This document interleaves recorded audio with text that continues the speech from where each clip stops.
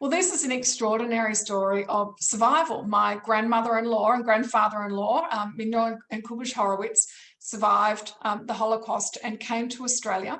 They settled in Australia, and my grandfather-in-law became a clown, one of the first clowns on television in Australia on the Tarax show. He worked with people like Bert Newton and a very, very, very young Patty Newton at that time, Patty McGrath as she was. He was a wonderful entertainer, but no one knew the true story of how he came to be or how they actually came to be in Australia, and he never spoke about it. And as it turns out, we knew that Kubush Horowitz was a very famous clown with the Staniewski Brothers Circus in Warsaw and Poland.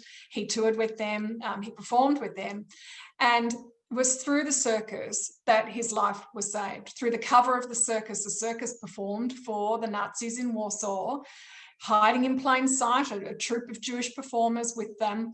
Through that circus and through those performances, they were able to escape. And the story is the journey, really, of how Kubush and Mindla made their way out of Warsaw, Poland, survived the war into Moscow, and then the extraordinary journey, an epic journey, which so many others took. Through Russia, down through the Middle East, and eventually into Africa, where they settled for a little while in a refugee camp before being given passage to Australia. And along the way, it's a series of sliding doors moments, decisions that could have taken them one way or the other, that could have saved their life or changed their life. And it's a series of coincidences as well, lucky breaks, little miracles that happened along the way. And through that, they were able to come here and set up a life here. And for the first time in Australia, they were able to literally put their heads on the pillow at night and sleep without fearing that the Nazis or the Russians were coming to get them.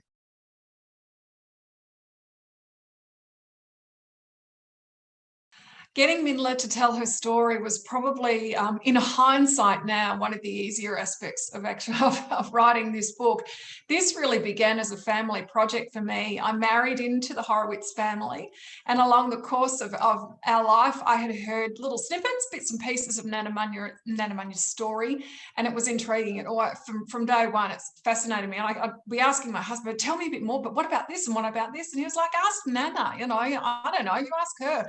And I'd been saying to him for a long time, you really need to write this story down. Someone needs to write this story, because if we lose her, all of this history is lost with her along the way. But there was a reluctance there. He didn't want to do it. And among the family, there was sort of a bit of an unwritten rule or an unwritten thing, I guess, that, we don't ask, Nana doesn't talk about her past, and we don't like to ask her about it in case it upsets her.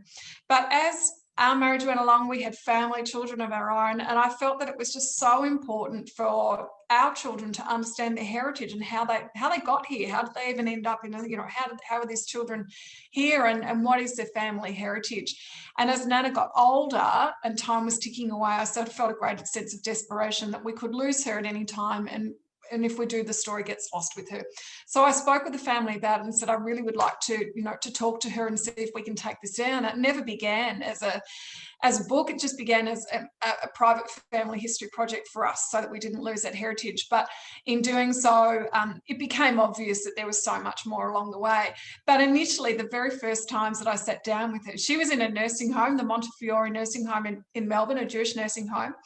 And we'd go and visit her and have a chat, and I would literally, I started taking with me this little tin, I've got it right here, show and tell, this little rusty old tin full of black and white photos that she'd given to my mother-in-law when she went into the nursing home, kind of that, you look after these.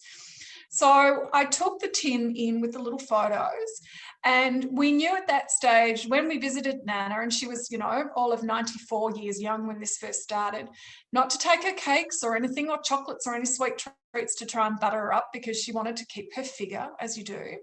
But I would take her nail polish. She loved painting her nails, and she was always immaculately dressed. The lips were on, the hair was done, the jewellery was on. And I don't just mean one piece of jewellery, I mean all of the jewellery was on at one time, whether it was 7 o'clock in the morning or 7 o'clock at night. But she was always immaculately groomed, and she was always fascinated in nail polish. So I'd stop on the way and get her, the latest, brightest colour. And we'd sit there, and that captured her attention for a few minutes. So she'd be sitting there literally painting her nails, and I'd have this tin, and I'd say to her, Nana, can you tell me, who's this in this picture? And it's always sort of started with, oh, look at me, wasn't I beautiful then? I was so young and gorgeous, which was hilarious. Every conversation started that way. But then we'd start to sort of pick the pieces of it apart.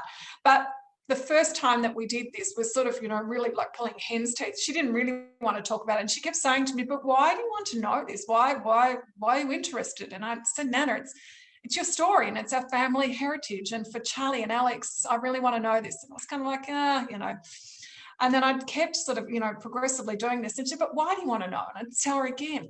And she said, but what about her and her and her? And we were literally in the dining room of Montefiore having lunch, and there were all these beautiful faces around her, the ladies that she had lunch with every day. And she said, what about her story and her story? Tell her story and her story. And it became really obvious to me then that it wasn't retelling the story wasn't re-traumatizing her in any way. She just didn't think that her story was anything particularly special to tell, because everyone around her in her community and where she'd raised her family in Caulfield, everyone had a story of their own to tell. So she didn't think that hers was anything special. So that was kind of a light bulb moment for me, that the green light really to say, okay, we can do this and it's okay. And I can just gently push her a little bit harder than I'd thought. So when she wants to talk about Collingwood or something else other than her life, we could sort of steer her back to this. And these conversations went on a pretty regular basis for a while. And then unfortunately, she passed away. When she died, kind of everything stopped for a while. I still had literally this tin sitting on my desk like it has been for the last 5 years. And whenever I had time in between life and work and all the projects and things that were going on, I'd pick up the files and I'd start to, try and dig away and research a little bit more, because I knew that there was so much more that I still had to learn, but little did I know how much I had to learn. And that was really when it began.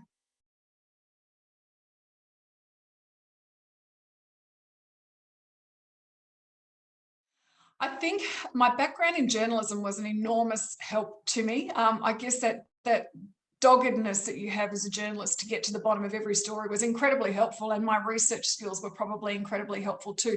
But even still, there was limitations. I'd get only so far before there would be a roadblock in the way, and the roadblock were things like I didn't speak Polish, I don't speak or write Hebrew or Yiddish or any of those sorts of things. And there was information, particularly in Poland, that I just simply had no idea how to access. I had no idea where to search for some of these documents, and my own searches weren't really coming up with anything. So I knew I needed professional help. And thankfully, through the Jewish Museum in Melbourne, I was given the details of a wonderful historian, Christina Dushniak, who is based here in Melbourne and was a godsend for me. So I went to Christina with the information that I had and sort of the roadblocks that I was getting, and she was able to, through her connections and people particularly on the ground in Warsaw, who were able to go into different agencies and different departments and navigate and get documentation for me. And it was through her and through that work and the groundwork that was happening on the other side of the world for me that we were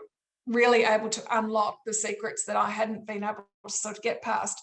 And some of those were finding family members that we didn't even know existed, which was really quite extraordinary. So it was, my journalism background was definitely incredibly helpful to the process, but equally as helpful was realizing my own limitations and being able to say, can someone else help me here? And I asked a lot of questions, and I've got to be so grateful to the Jewish community and people in the community who helped me enormously. People like the Australian Jewish News, for example.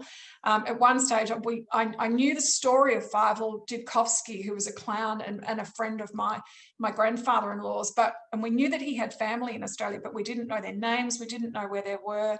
And the Jewish News helped me writing a little article about what I was doing, searching for these people, and within 24 hours, the phone rang off the hook and that was it. So I'm incredibly grateful to the help that everyone's given me in return.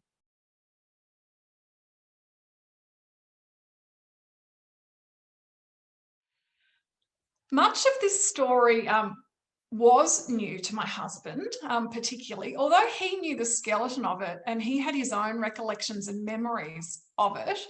Particularly some of the things we found along the way were new to him, and it was really lovely to be able to, there was a lot of moments shared with the family of, oh my goodness, you won't believe what I've just found. So I'd wake up in the morning and find an email from Poland or Israel or the United States with a bit of, a snippet of information that helped put another piece in the jigsaw puzzle, and it was just such a joy to be able to share that with the family.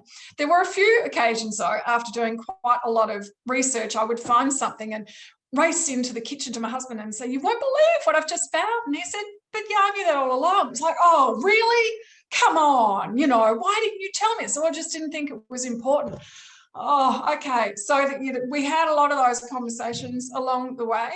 I think for him and for the family, the way that the book really focuses on these people that they kind of didn't know, because it's focusing on the story of wartime and during the war and their escape from Poland and Russia. And the people in that book are not really necessarily Nana and Zadie as they knew them. They kind of knew these, they know them as Nana and Zadie, and they have in their minds their own memories. These two people, obviously they're much younger, and their life before this family came along. So there's been learnings in it for all of us along the way, and that's been a really, really lovely bonding experience for the whole family.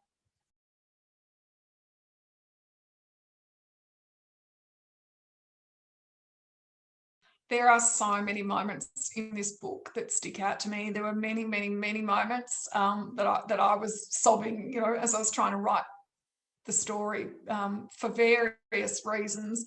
I guess probably the one thing that sticks out the most is how Nan and Pop, Mindla and Kubush, Manya and Kubush, found one another again when she was in a Russian prison.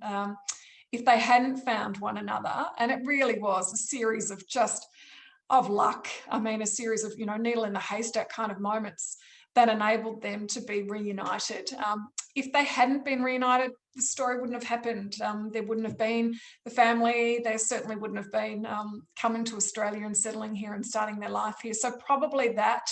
And I just, I've reflected on it a lot, just how extraordinarily lucky it was. And it really is luck more than anything that she was able to get a message through to him via a pair of socks, of all things, then that it actually got to him, and he was there and able, and then worked out how to find her, and then being reunited with their baby after that point, because it really was a terribly, terribly heart-wrenching thing for her to have her baby essentially taken from her arms, and she had no idea where he was, whether that baby was alive or not.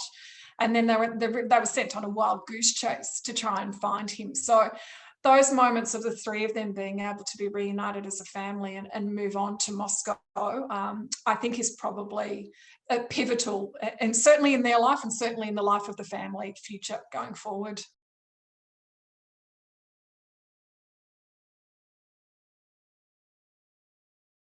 If Nana was here now and I had my time again with her, and I have thought about this a lot over the last 2 years particularly, there have been many, many moments sitting at the computer where I thought, oh, if I could just have one more conversation with her. There's not one particular question I could ask her. I have a million questions I would like to ask her. I have probably more questions now at this point than I do when I began, which might sound really crazy, but knowing now what I know, to have 5 more minutes, where would you even begin? I suppose the one thing I'd love to ask her is how she would feel about knowing that some of her siblings survived, when she believed that it was only herself and a sister who survived out of their family. And that breaks my heart a little bit. And I don't think I know even how I could ask her. And I've thought a lot about that recently but if she was alive, how would we even tell her? How would we tell her? How would we tell her that her brothers are alive, and how would she react to that? So many questions that I can't answer. And I'd give anything to have one more lunch with her at the Montefiore home, one more opportunity to paint the nails together, one more bowl of chicken soup with her, but I'm not going to get that